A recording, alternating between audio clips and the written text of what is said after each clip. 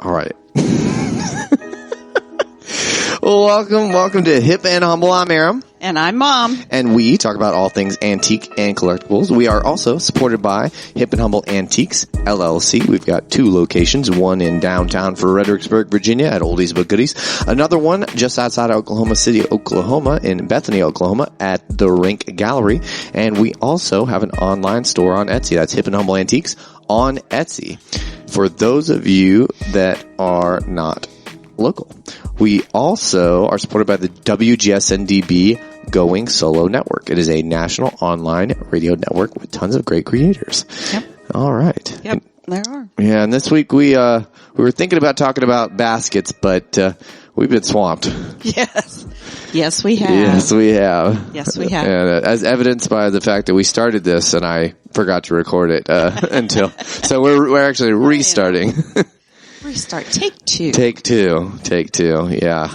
Yeah. But sometimes it's good, to kind of just give people an insight into the amount of work that goes into antiques and, finding things and, refurbishing things, cleaning them up. Reupholstering. How much do you clean them up? Yeah. Because, you really don't want to damage the authenticity of an object by making it look brand new. Right. But on the other hand, you also want it to look nice. Mm-hmm. So, and you also want it to be structurally usable and everything like that. I mean, obviously some antiques you're not going to use them every day, but if you're even if you have a small end table or something like that, you're still going to want to, have things sit on it. Well, yeah, you want that to be structurally sound and stuff. I mean, there are other objects that really are just far too gone to really be actually useful, but they're good on a wall or sitting on a table or just as a decorative, kind of piece. Right. So, and those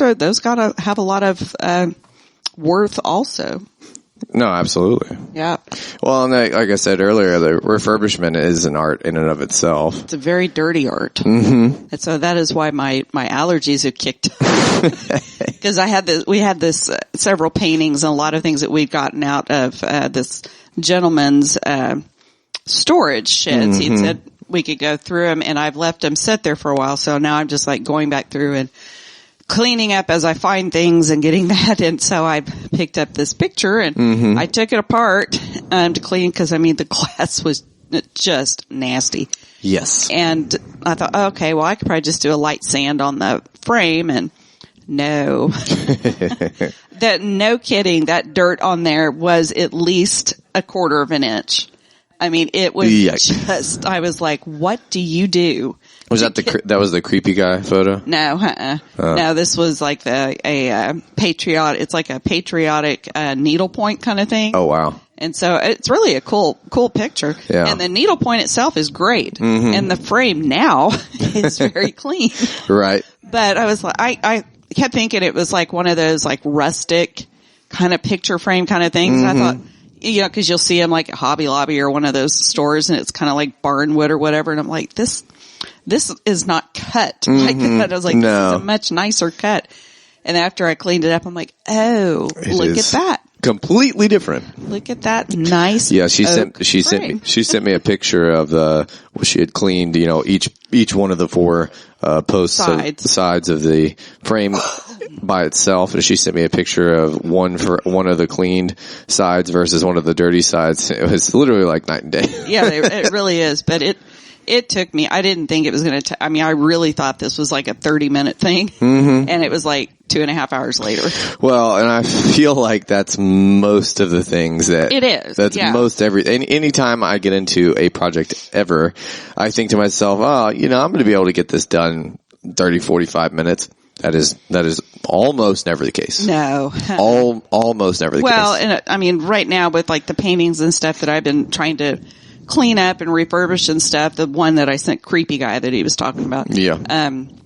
That one's very cracked and it was just filthy on the back and there was some mold. And so, having to address all those issues. So I actually did take that one completely off the frame And, Yep. I've had it pressed, I cleaned it and I've had it pressed all day. And so I took it off the island because you guys were here and I didn't know what was going on. Right. So I wanted it, out of the way. Yeah, Creepy Guy is creepy because so the painting is very nice. You can, It's a nice paint.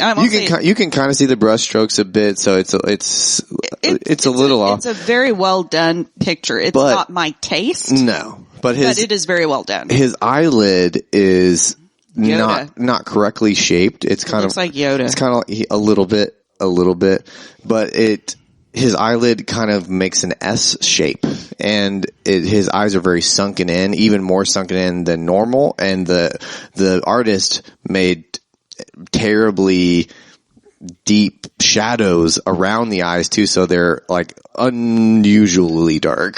They're menacing. Well, I think he's supposed to be some kind of Asian warrior or something, or like Carthaginian, maybe. Yeah, something. I think his helmet is. Yeah, I didn't war do a helmet deep was in-depth Carthaginian. study of that. I didn't do that. I was looking at the actual canvas. Right. So there's a lot of work that needs to be done on that canvas, and it's just those things don't happen in 20 minutes. No, well, it'd be nice if they did, but they don't. No, and like I was saying earlier, like I feel like I absolutely overestimate how quickly I will get things done all the time, and it sometimes is a detriment, especially at work, because sometimes my coworkers will say, "Oh, well, we have this, and this to do," and I'm like, "Oh, we can get that all done today. That's no big deal." 3 days later, we're on task number 3, and I'm like, "Wow, this really took me way longer than I thought it would." Because once I figure out how to do something, I don't think about how much time I take doing it. Right. It's like once you figure out how to clean a bathroom, okay, maybe it takes you an hour, but I know exactly what I'm doing the whole time, so it doesn't feel like a lot of time. Sit and think about it. Yeah, it doesn't feel like a lot of time is passing, and then I'll look at the clock after I'm done, like, wait a minute. That's the thing, though, with antiques is you get such a variety of objects that come into the house, and of course, some of them it's like, okay, yeah, I got a desk, another desk, I got you kind of get into a pattern with those, but. Right. Most of the time, every piece, well, even the wood furniture, every one of them that comes in has got a different problem. Absolutely. And some of those problems you know how to fix automatically, and some of them you do not. Yep, that's true. And that's kind of one of the nice things, though, too, is you're never really bored because you're really continually learning how to either put a piece of furniture back together so it is structurally sound, or you're learning different ways to clean it up. Right. So one of the pieces I got a little while ago, I've had to look up how to refurbish was this, those machines that you put in 50 cents and you get like, the sticky hand or, bouncy balls and stuff like that. Oh, yeah. Yeah. Well, I got one and it's got 8 containers in it with different stuff, and I got it from this couple that they rent out storage units, and they had to clear one out, and that's where I got all that radio stuff as well.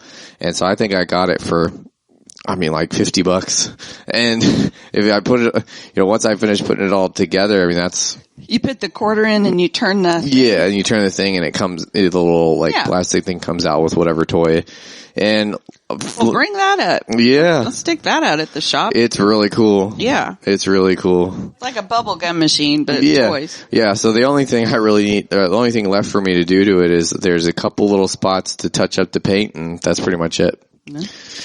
So, but I do need to get metallic paint for it, because part of it is that particle board on the sides, and then the front, like where the coins in the coin return are, is all metal. Yeah. Yeah, so it's a nice but you can get that automotive paint at the automotive store. Yeah, I have to grab like a little quarter-gallon tank. Quarter-gallon tank. Quarter-gallon tank. Can, excuse me. Not sure if that's correct. But yeah, well, I'm generally not correct. I do have polyurethane up there. I had to split up into little cans. Yeah, little tanks. Other day if you need some. I'll have to see. I don't think I'll need polyurethane though. I'm just saying. I get polyurethane. I had it. I don't even know why I bought it in such a big container. I don't even remember why I know there was a reason I got it. Who knows what it is. Yeah. But anyway, I went to polyurethane thing that my little Well, it's actually a tobacco drying rack. Oh yeah. I have upstairs, and I had cleaned it as much as you can possibly clean this thing. But apparently when you put tobacco leaves on it for like 50 years or however long, that tobacco gets into the wood. So and I'm using it to dry my clothes. So when you put a shirt on the top of it and it comes off with this lovely tobacco things, these bar stripes, and I'm like, yeah, this isn't going to work. No. So I went up and, cleaned it up as much as I could, and then I polyurethaned it. So. Yeah, I would say you could do that or probably wrap it in rope. You could wrap a little rope around it. Well, I think once I polyurethaned it. Yeah, but when sure I it's opened fine up afterward. this big old can, it was like crusty on the top, so I had to get a little pokey thing and poke down. Huh? Yeah, like a screwdriver. That's a technical term. It's a technical term, screwdriver. Mm-hmm. And did that, so I was like, okay. So I went to Lowe's and got those little pint-sized cans and like split them up. Yeah. So I don't want to waste the polyurethane, but I don't need the big gallon with the half-inch crust on the inside. No, that would overdo it a little bit. But that, you know what? That's another thing though that just irritates the crap out of me. What's that? Paint. Because I will buy paint for a specific project or something that I know I'm going to paint several of these things this color. Right. And I may paint one or two of those things that color, and then I got to do this, and this, and then I come back and I'm like, I have 12 cans of paint, the white. Wonder which white this is. Well, you can never throw away paint. No, it just doesn't make sense to throw away paint. But so you end up having annoying. like 10 gallon tanks of paint, but with only a quarter. Now I'm trying to whenever I do use I know I'm going to use this, white right. for 2 or 3 different projects, but I may use an off-white for this other project. So I'm getting where now I put painter's tape on the can and go, okay, this white is to be used for this, and this. Right. So that way I go, okay, it's just this one. Don't touch that paint till I get these done, Well, label makers are super underrated. I do. Well, I have a label maker. Yeah, I know. But for the paint can, I don't know. I saved my label maker for special stuff. Special stuff. It's so funny how those little idioms or idiosyncrasies of people, what you choose to label, what you don't. Okay, well, I chose to label, and I'm very proud of it, is my husband has 2 cabinets up in they're big old cabinets in the kitchen, and they're crap. It's just crap. Yep. But it's useful crap. So it's like medicine. Well, no, there's no medicine in there. I moved all that to a specific place too. Oh, you're talking about the ones next to the garage door. Yeah. Oh, yeah. So I just went around the house and picked up whatever little containers I could find, and it's like, okay, all the tape and super glue right here. And then I did use my label maker and I made a label. Mm-hmm. And so I put everything in its little category and put the label on it. And so far so good. So yeah, it seems like once you group like items together and actually label it, just like in kindergarten, it seems like they stay there. Sometimes, most of the time. Mostly. Yeah, most of the time. Yeah. I will say a mountain of paint in there that I need to do something with. Nice thing about only having me and Catherine in the house, and Catherine's not a garage person. She doesn't really do anything in the garage. So everything is exactly where I have it in the garage, and nothing gets moved. Yeah, that doesn't happen here. Nope. No. That does not happen here. Mm-hmm. We bought an estate from this lady, and there was a ton of stuff with this estate, but there were 3 or 4 big buckets of tools. Oh, yeah. Bunch of tools. And those tools have sat upstairs right by my kitchen for a good 6-8 months. And I have said, please, can you guys, because I have 3 sons and a husband, can you guys go through these tools, pick out what you want, tag what you don't, or throw out or whatever. Yeah. But get them out of here. And nobody's done it. So I finally decided I'm going to do this. So I went up there and took 1 bucket a day. So my entire table now is, it's still got stuff on there, but it's better. But I was like, okay, I don't know. My husband comes up and he's like, well, look, are you getting rid of these? And so I have no idea what this is. And he's like, well, I can't get rid of that. That is awesome. We don't have one of those. Well, I think we're going to have to. I'm like, I don't care what you keep or what you don't keep. I want it not to be here. Yeah. Yeah. So he got very excited about all the stuff I found. I'm like, these boxes have been available to you for a long time. Yeah. Well, it's kind of like, I know when I come home, especially during the week especially after being in you haven't come over for a work day in a long time. No, I have not. But a lot of that is scheduling and also. I'm not a priority for my son. It's okay. She tries to make me feel guilty even still. And you know he does because he talks about it. Anyways, I know when I come home from a day of being, bombarded with everything that is going on at work and my classes and everything that I am doing. And I have actually provided him some lovely projects that just completely take all. I don't want to do a project whenever I come home after all that. You like doing the woodwork? I do like doing it, but whenever I do it, especially here, I have to, it's an hour drive for me to get down here and then but if you're here all day, then it's not a big deal. No, I'm aware. I'm saying during the week. I didn't say during the week. Well, I was saying during the week because you were talking about the tool set. Well, no, that's been there for at least 8 months. So. Well, I know. That could have been during the week, a weekend, a holiday, everything. Yeah. Speaking of a holiday, we got Memorial Day coming up on Monday. And that is also my 30th wedding anniversary. 30th wedding anniversary. Yep. Wow. It'll be 30 years I have been married to your dad. Catherine's going to be 30 next year. Yeah. Mm-hmm. I still have a grandbaby. Just saying. Okay, so instead of updates, this is actually personal attacking of Aram today. No, it's not. Oh, it's not? Oh, let's weasel our way out of this one. I'm not weaseling out of anything, Sweet Pea. I know. Nope. No, our friends now, so we have some friends that I work with, and we play dominoes with them whenever we can. Of course, we haven't been able to as much lately because they are expecting a little one, and she is scheduled to get induced on the 10th. It was crazy watching them go through that because we hung out with them about 2 months after they, found out, 2 or 3 months after they found out she was pregnant, and she looked, like she was starting to be pregnant, but not really. And then we went to the baby shower, which seemed like, 2 months after that. And it looked like she was ready. Like it looked like we should probably get in the car and just be near a hospital, I feel like. And see, I sit here and gripe about, no, I don't really gripe, but I hint very strongly that I want my grandbabies. Uh-huh. But this one over here, he's ready. No, I do like being quiet and, having. You can be quiet. You have those quiet moments when they're on your shoulder and they're making those little sweet little sounds. And they throw up on you and then yell. And you know what? We just call that lotion. No, it's not. It's not lotion.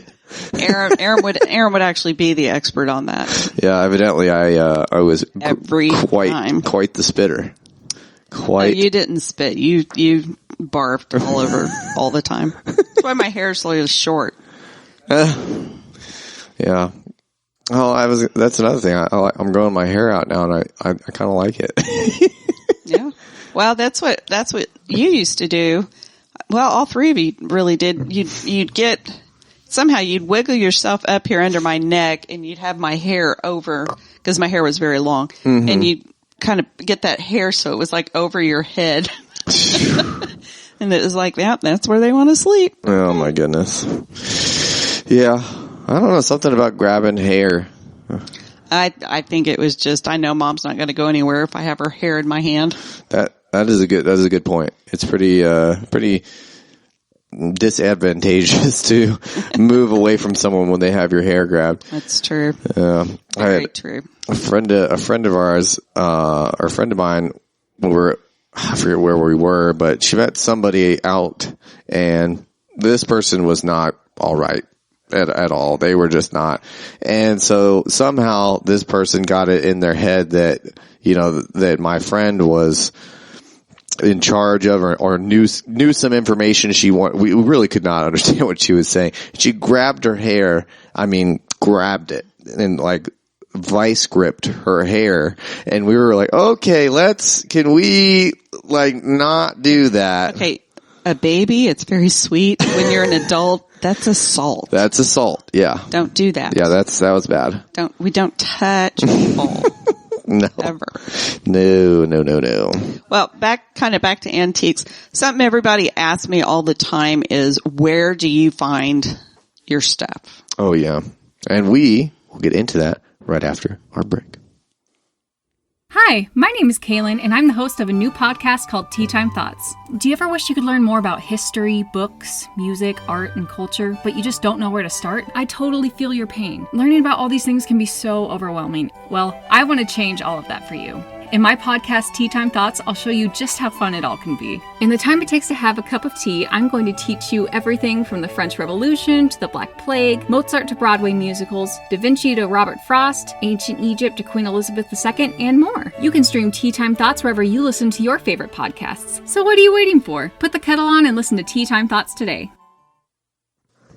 Welcome back to Hip and Humble. I'm still Aram. And I'm still Mom. And we are still talking about the antiques business. Well, we were, and then we veered off. And we did veer, but we're getting back to it. Mm-hmm. And we are supported by Hip and Humble Antiques LLC. Please follow us on Instagram and comment on things that you like about antiques, your favorite antiques, or what you think about us or this show, and we will respond and possibly talk about it on here. And that's hipin.humble. That's HIPN.humble on Instagram. Also, if you really like what we're doing and want us to continue, please consider subscribing to our Patreon or leaving us a tip on Patreon at patreon.com/hipandhumble. Anything you guys put into us, we'll put right back into the show for you. We are also supported by the WGSN-DB Going Solo Network.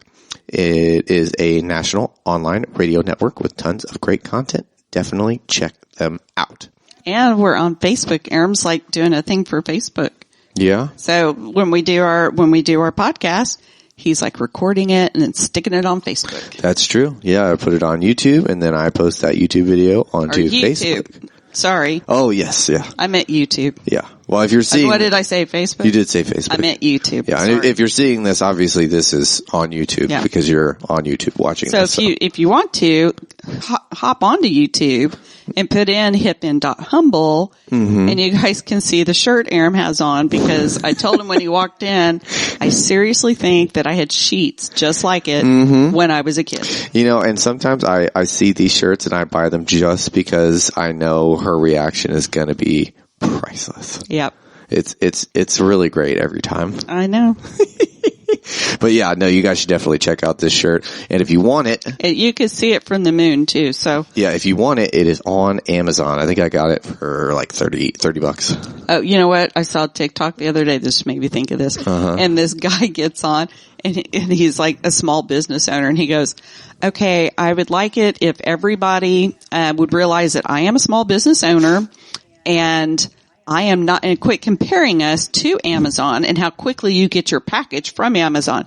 So that Amazon has 1,500 employees in this one building and they can get that stuff out just like this. We have Bob. Yeah. Yeah. And for our shipping, we have me. Yeah. I mean, it just cracked me up. Yeah. And we got Bob. Mm-hmm. We have So Bob. don't think it's getting out tomorrow. No. I just thought that was funny. I will say for our Etsy, I've been really good about trying to get it to you guys at least that next day, unless you order on a Friday, and then my post office is not open over the weekend, so I send it out on Monday. So sorry about that, folks, but I've gotten some pretty good feedback about our shipping speed, which is nice. That's good. Yeah. So if you guys want to go check out our Etsy and check out the Etsy. You need to put some new stuff up there, which I do have new stuff. And actually, I may box some of it up for you real quick, and you can take it out with you. Oh, I still have like 6 boxes of things I need in the garage that I have yet to picture and put on there that then put up in the Etsy room. So. Well, I attempted to try to help him do this, so I would do an object and I'd take all the pictures for him and stuff and give the description, and then I give it to him and then he loses the object. Yeah. I bought him shelves to put the objects on and I don't know what happened there. I had a silver platter and put it all on there for him, but I don't know where. I think you lost the platter. Yep. That's gotta be it. That's what I'm thinking. That's gotta be it. Well, a lot of people ask me, and that's one of the things they always ask is, where do you get your stuff? Oh yeah. Yeah. So, I mean, there's like tons of places that we get stuff. Actually, I work up at the shop whenever the owners need me to. So, as much as I can, right, for them. So a lot of times I have people just come in and be like, "Hey, I've got all this stuff out in the car. Are you interested in buying any of it?" Yeah. It's like, well, I don't know. Maybe I am. Yeah. Well, the other thing, the antiquing community is a very diverse community, but it's also very tight knit. Yeah, it is. It's very tight knit. So, I mean, I know, the owner down there at Oldies But Goodies, John, like he called me and he said, "Hey, you know what? This lady got a hold of me and she has all of these toys." And right. He's like, "I know you buy toys," cause I do. I love toys. Toys are great. We've talked about toys quite a bit on this show, on this podcast. I do. I like the toys. But he's like, toys, you buy toys, here's her number, give her a call. It's like, okay, so I have given her a call and I guess her daughter's birthday is today, so I guess maybe we'll hook up tomorrow. Or I told her, she's going to Texas for a wedding or whatever. I said, just call me when you get back. Yeah. Well, any small business that deals with calling people directly that are private sellers, basically directly to pick things up. And a lot of people I know. One thing that I always from people that kind of get to me from kind of a backwards way. One of the things they always say is, these things mean so much to me. I know you'll take care of them and you're going to display them correctly. And, and somebody else is going to buy this that will love it. Absolutely. And, I think a lot of times that's a lot of times what people are really most concerned with. Well, and that's, I was going to say too, is whenever we meet these people and form these relationships, we really are forming relationships with these people over these items, because most people, like she said, they're looking for someone else who's going to love that piece. Right. They're looking for someone else who's really going to appreciate it. And because everyone that, people form bonds to things. We do. Well, you didn't go with us over there, but I had a little lady call the shop. Yeah. She's 93 years old. And she said, "Do you guys buy dolls?" And my whole thing is, I'm just kind of like, dolls? No. But my mother loves dolls and my mother knows dolls. So I told her, I said, I'd come over and look. She's 93 and, got over to the house, and her husband, who is 95, saw me coming up, and I've never met these people in my life. And he walks up and he's like, "Well, hello, sunshine." And just absolutely the cutest guy ever. Oh, absolutely. And he built a mountain in his backyard. And I guess that's what he did in life. At some point, he did all this concrete work. Yeah. So he literally built this mountain in his backyard, and it, goes up, but it has like these little steps that go up, and it's kind of got a little terrace area. Yep. And there's a water fountain that comes down by the steps. That's right. Then you go down into the cave, and there's a water fountain in this big cavernous room. And I mean, it was kind of like a grotto. Yeah. Yeah. It was the coolest thing ever. Oh yeah. But I mean, and he's 95 and he is still out there. He was out there working on it and cleaning it up and repainting and all this.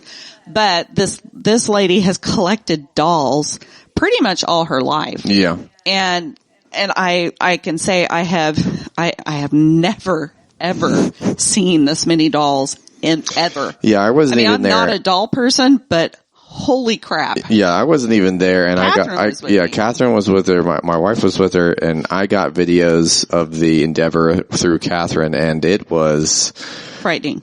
Unsettling. It really was. Unsettling. I mean, so dolls and people that collect dolls, fantastic. They love them. They really do. They do. But almost an obscene amount. But if you walk into a room and 600 eyes are looking at you, even if, dead glass eyes specifically are looking at you, it can be unsettling. And of course, it can be unsettling. There's nothing wrong with that. If you have 600 dolls, kudos to you. But well, that was just one room. And she had multiple rooms. She had dressers full of dolls. the basement, and I did get one of the doll houses because my mom had said this summer, or spring or whenever I was home last time, she's like, yeah, it'd be fun for us to do a dollhouse. And I'm like, sure.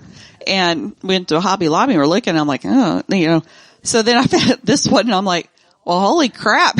And it is huge. I have it's ginormous. No idea where we're going to put it or whatever, but I do know that we will have a very good time decorating and figuring that thing out. Yeah, that's going to be a blast. Yeah, that'll be a lot of fun. But this little lady is just the sweetest thing.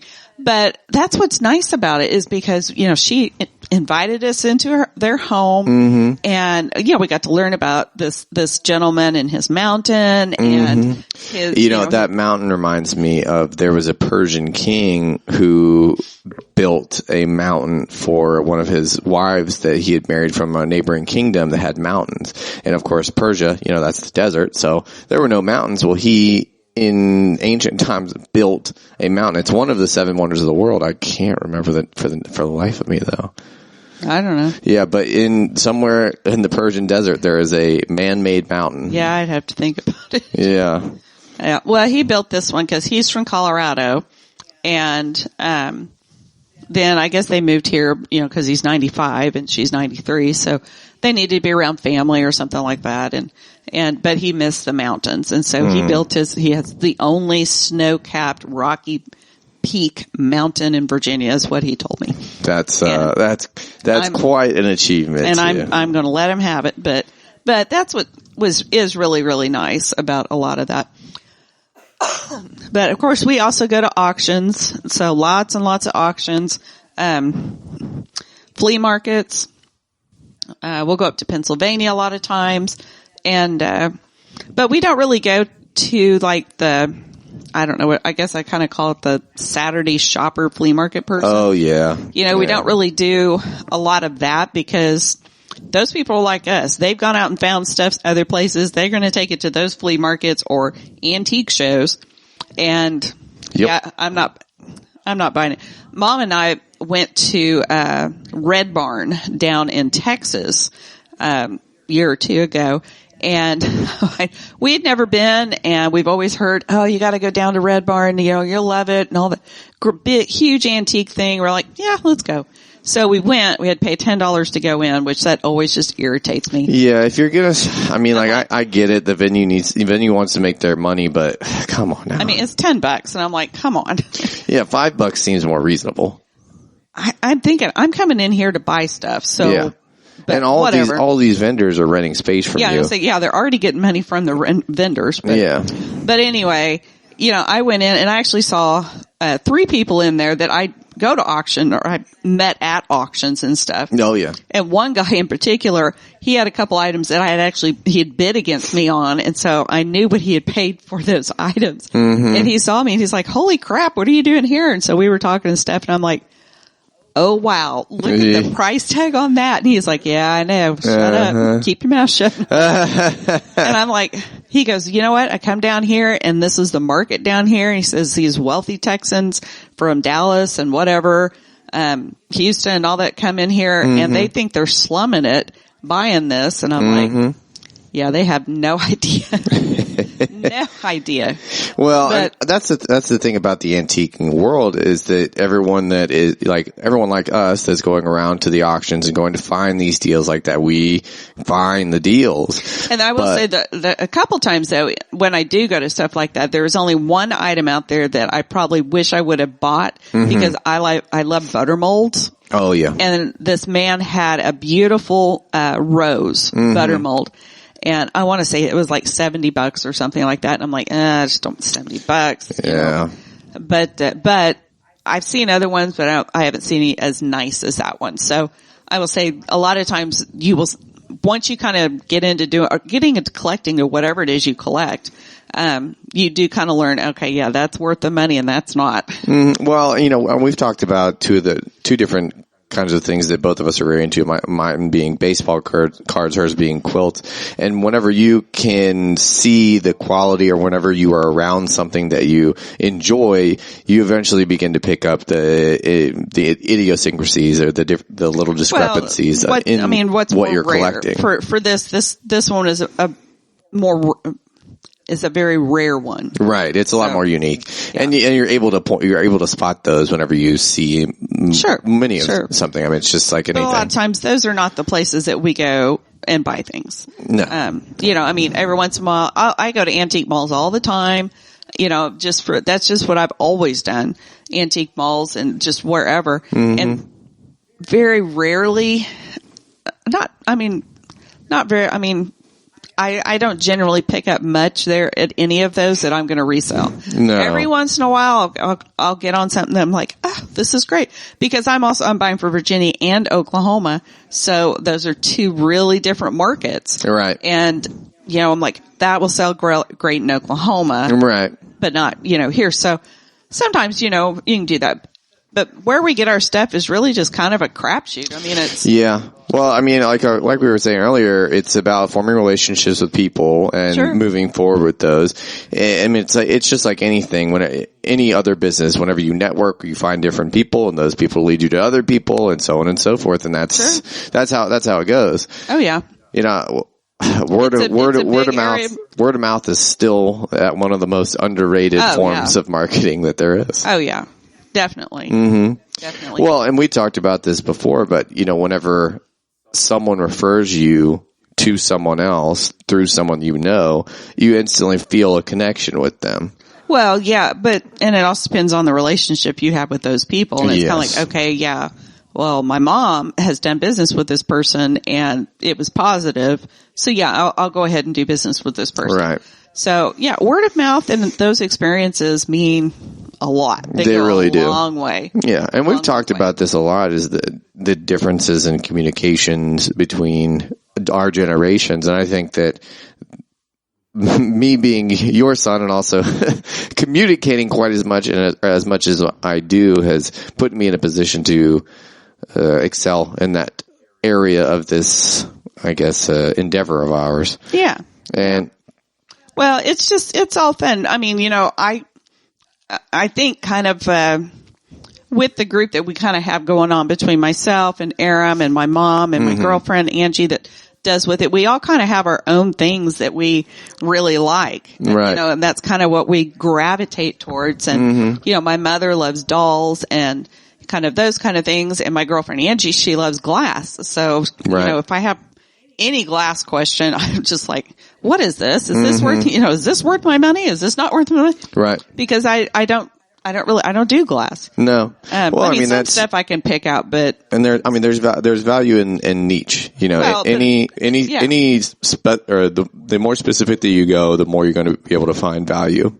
Well, yeah, it's not that. It's just, that's what she likes. And I just don't feel like I need to retain that kind of knowledge. But now if they find a piece of furniture or, a primitive, or a butter mold. Well, any kind of primitive kind of thing, then, you know, I'm your girl. Right.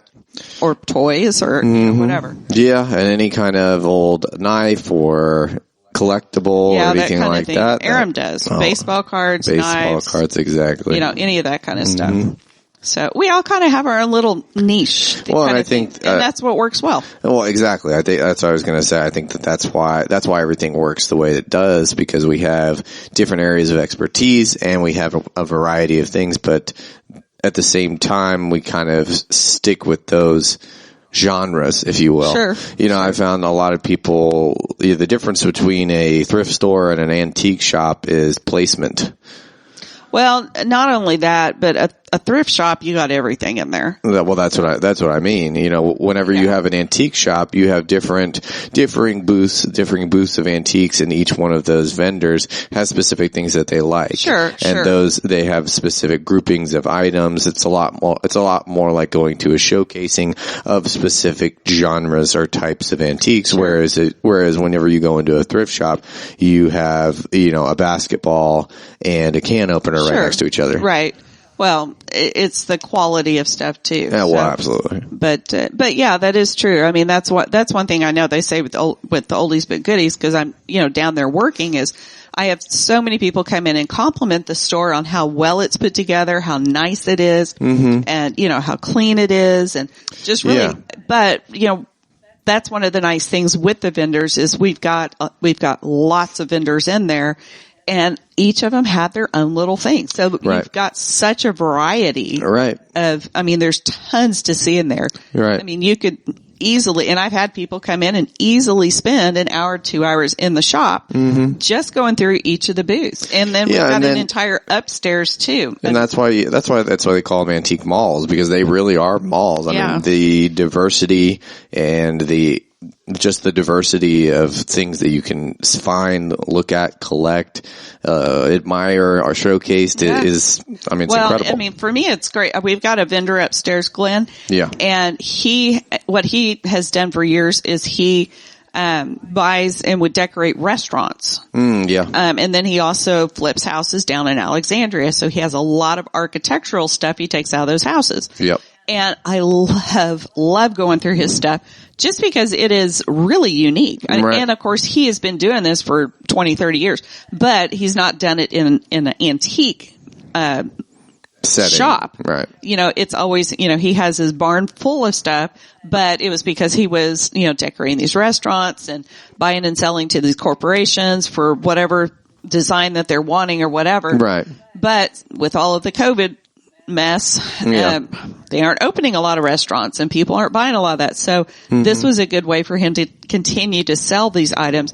But he really has some awesome stuff. Oh, absolutely. Well, and speaking of design, antique vendors are a lot of them work very closely with interior designers, because a lot of people, especially people that are moving into new places or, don't have furniture that matches any specific set of style or anything like that, they'll hire the interior designers, and interior designers, a lot of times, at least in my opinion, all the ones that I follow that I really enjoy, they tend to take some older pieces and accentuate them with, different functional pieces as kind of a backdrop for different styles of they do furniture and a lot of interior. people do that. So, I have a lot of people that will come in looking for specific things.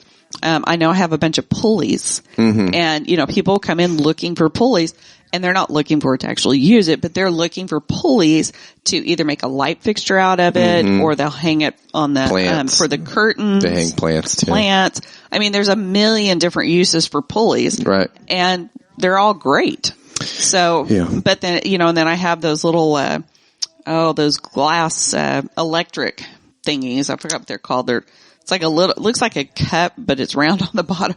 Oh. They used them on, electric poles, and they were, I think they were supposed to Are you help. talking about light meters or something? No, it's, I don't know, these little I know what they are when I see them. I can't think of it. But anyway, it's like a thick glass. They've got blue, they've got different colors and stuff. And people come in looking for them. They come in looking for very specific kind of architectural things or very specific railroad things. Right. Just different things that they know that's what they want to use in their design of their house. And that's the beauty of antiques, and that is all the time we have. Oh, really? Indeed it is. We should talk about interior decorating, I guess, one of these days. Yeah. No, I definitely think we should. Not that I'm it, so. Well, that's something that all collectibles. That's something that I really enjoy. Yeah. And if my cats didn't have something to say about it, my downstairs is very, very pretty. Yeah. His cats run some beautiful sofas. Oh, they really did. But anyways, And I told him that. Before I get lectured on that, No, I'm not lecturing. You figured that out. Stay hip. And humble. All right. Bye now. Bye. Bye. No, I...